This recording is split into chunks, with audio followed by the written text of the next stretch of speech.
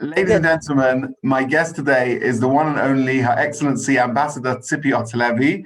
Ambassador Hotovely, it's such a zechut, such an honor for me to have this opportunity to meet you. Bruchim habayim London. Welcome to London. Welcome to St. John's Wood. How are you finding the transition and the weather in the UK?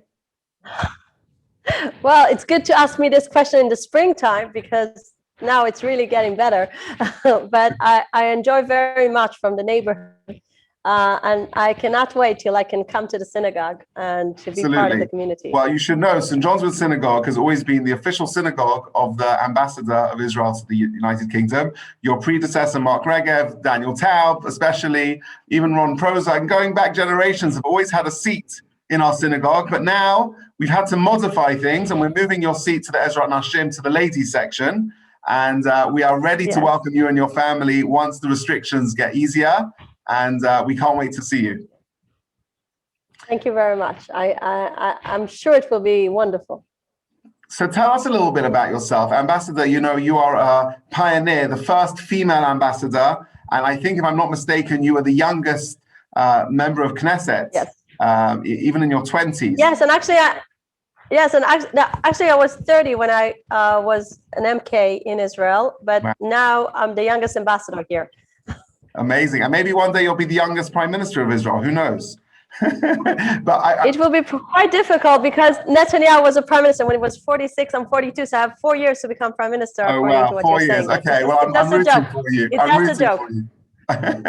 It's just a joke. I'm really happy for the opportunity to be an ambassador. Many people ask me about why I moved from political life to really be a diplomat. And the truth is because of London. It's because the United Kingdom is so important to Israel. We have a very, very strong security defense cooperation. And when it comes to the Jewish community, you're one of the biggest communities in the world. And I thought it's an honor to reach out also to this beautiful, amazing Jewish community. And as a religious woman, I'm an Orthodox woman, I think a place where it has such a vibrant, important Zionist Jewish community is a place where I want my children to go to school and to experience Jewish life. I'm very happy that we made this choice. Well, it's wonderful to welcome you, and I'm sure it's a big transition to change from a political landscape to a diplomatic landscape. And as you say, this relationship between Britain and Israel is such a central one. We're very excited for the borders to reopen and for the flights to start. I know Michael Gove is right now in Israel, probably sitting with the government discussing this. Can you share with us any inside information? Do you think this is going to happen very soon? Well, basically, we're very, very happy that Secretary Gove came to Israel, and the fact that Britain is so excited to learn from Israeli experience and share practices with us about this whole post-COVID era, I will call it, because Israel is really in the post-COVID era. And I just visited Israel in Pesach, and the country is totally open. Everything got back to normal. People are really, really excited from getting back to normal life, meeting people, celebrating.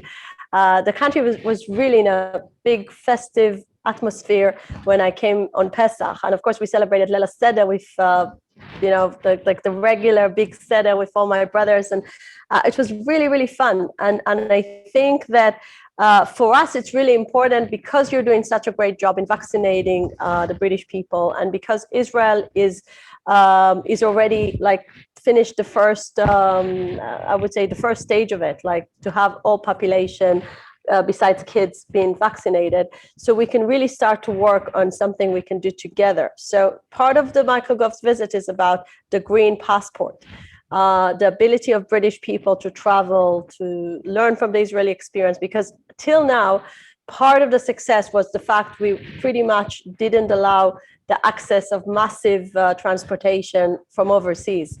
And it made all of us go through a difficult times. There was a time where we as an embassy wanted to go to get the vaccines, and we had to use special flights, like we couldn't get regular ones because there were no regular flights. I can definitely feel sympathy to whoever wants to come and visit and just cannot wait till summer will bring good news. So I really, really hope we're going to start I just spoke to the Minister of Tourism in Israel last week, because I know how much you care about this issue of when you can come and visit.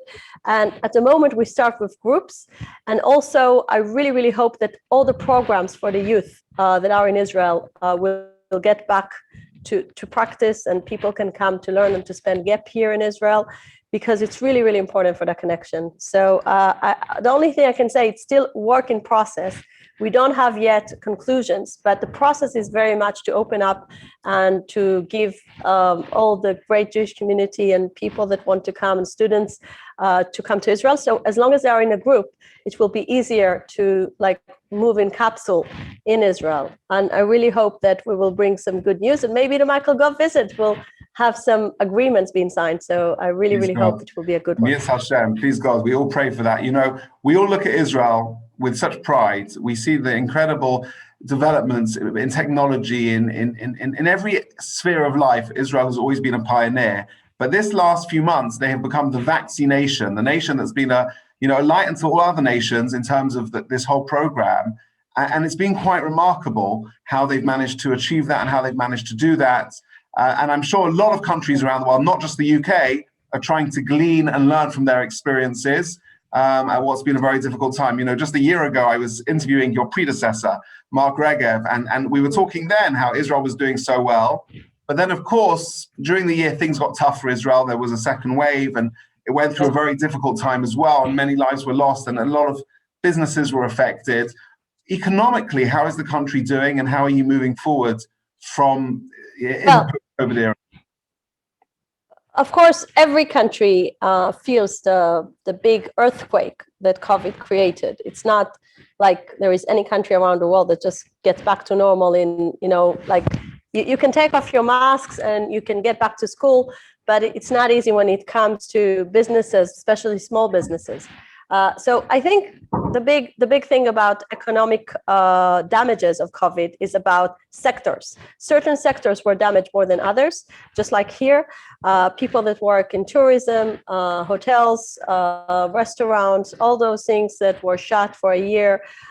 This is where the big damage is. And we need to help those people. And this is part of the Israeli government's challenges, I would say, to give support and help. But speaking from the big picture of Israel's economy, because we are a high-tech based economy, then the major success of Israel is still based on things that keep on going and keep on working, because the global sphere and the fact that people can still work in Zoom, like many high-tech people get used to the idea that they can work from a distance. So I would say, speaking in a broader perspective, Israel's economy is very strong, and we got to this crisis from a very, very strong position.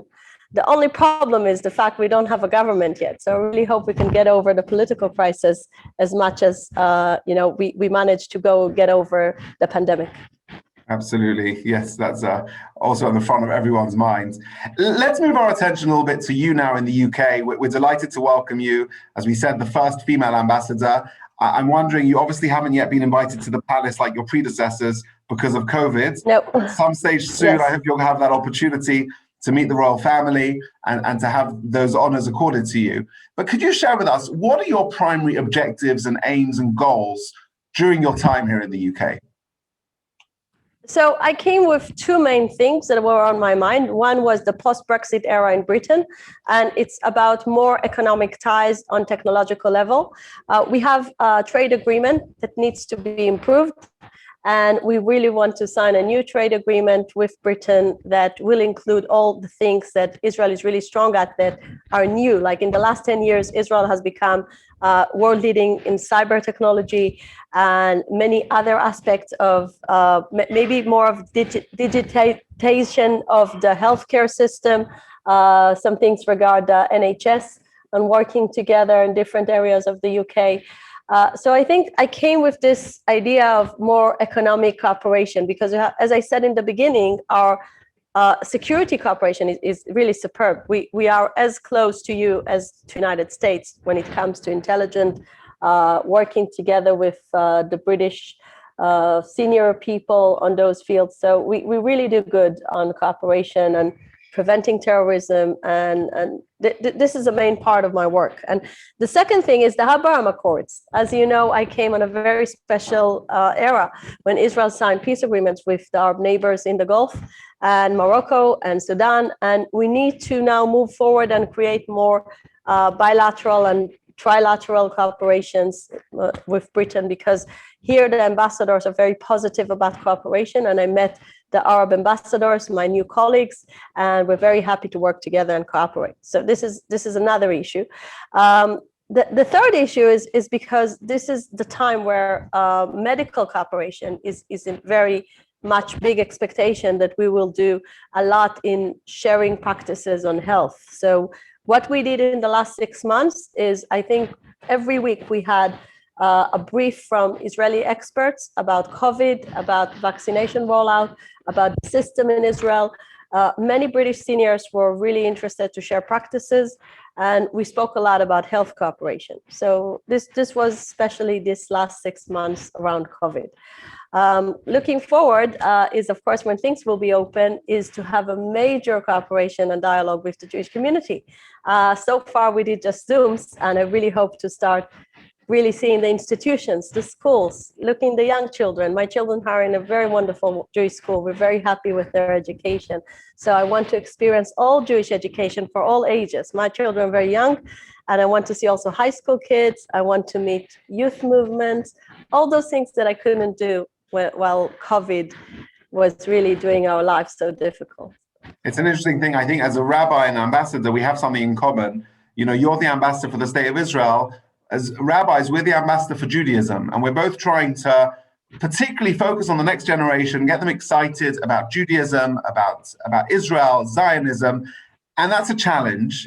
And I think there's an extra level of challenge from your perspective, because you've previously been an MK with a political view, with representing a political party. Now you come to the UK, where there is a very diverse, pluralistic range of views from the left to the right, and you know, you come from a certain place. How do you manage to navigate that and address those challenges? Well, it's still a challenge, because I think the best thing that can help that is to meet in person. When you have this kind of bonding and friendship, then it's easier to get to people's heart than just sitting, you know, in a screen. But if we look about my goal as an ambassador when it comes to different parts of the Jewish community, I think the most important thing that Israel won't be a matter of conflict. I know it's difficult to reach, but it's so easy for me, from my perspective. We are the only democratic country in the region. We are really inspiring so many other countries with this miracle of country that has all democratic values, really keeps human rights, gives true equality. The fact that someone like me, I was born to immigrants, I was born to people that made Aliyah from Soviet Union, and first generation in Israel, I can become parliament member, minister, ambassador to such an important country like United Kingdom. It shows something about social mobility in Israel. The fact that you can start, I'm saying the American dream is really the Israeli dream. You can be whatever you want in a very short time, because Israel is really open society. And I think young Jews here should be so proud of the fact that Israel is really doing good in all levels.